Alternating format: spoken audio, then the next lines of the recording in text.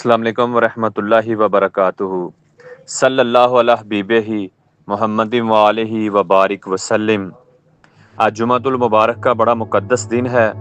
آج ہم رسول کریم صلی اللہ علیہ وآلہ وسلم کے اخلاق حسنہ کے بارے میں بتائیں گے، جیسا کہ اللہ کریم نے خود آپ صلی اللہ علیہ وآلہ وسلم کے اخلاق حسنہ کی گواہی دی۔ اللہ کریم نے قرآن مجید فرقان حمید سورۃ قلم آیات نمبر 4 میں فرمایا، اور بے شک آپ صلی اللہ علیہ وآلہ وسلم عظیم اخلاق کے مالک ہیں۔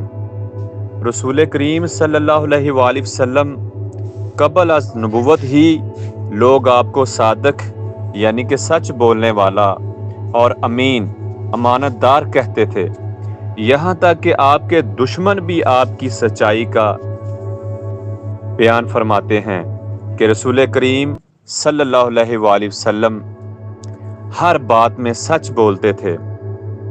آپ صلی اللہ علیہ وآلہ وسلم انتہائی نرم دل اور بڑے مہربان تھے۔ بچے ہوں، بوڑھے ہوں یا غلام ہوں، یتیم ہوں یا جانور ہوں، آپ صلی اللہ علیہ وآلہ وسلم سب کے ساتھ محبت سے پیش آتے تھے۔ آپ سب کے اوپر شفقت فرماتے تھے۔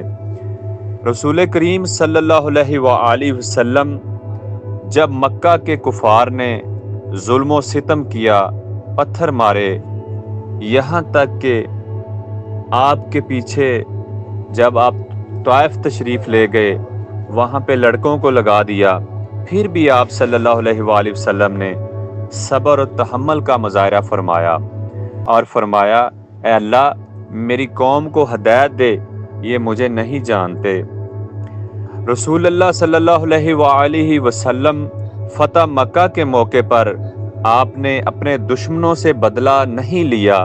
آپ صلی اللہ علیہ وآلہ وسلم کو اختیار بھی تھا، تب بھی آپ صلی اللہ علیہ وآلہ وسلم نے سب کو معاف فرما دیا۔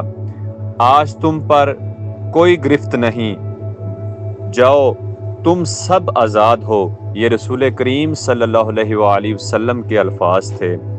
آپ صلی اللہ علیہ وآلہ وسلم بادشاہوں کی طرح رہنے کی بجائے سادہ زندگی بسر کیا کرتے تھے اور خود اپنے جوتے مرمت کرتے، اپنے کپڑے خود سلائی کرتے اور اپنے گھریلو کام میں بھی اپنے ازواجہ جو محترمہ تھی ان کی مدد فرمایا کرتے تھے۔ رسول کریم صلی اللہ علیہ وآلہ وسلم کا عدل و انصاف بھی عظیم تر عظیم تھا۔ آپ صلی اللہ علیہ وآلہ وسلم نے فرمایا، اگر میری بیٹی فاطمہ بھی چوری کرتی تو میں اس کے بھی ہاتھ کاٹ دیتا۔ رسول کریم صلی اللہ علیہ وآلہ وسلم اخلاق کے اعلیٰ معیار کے اوپر فائز تھے۔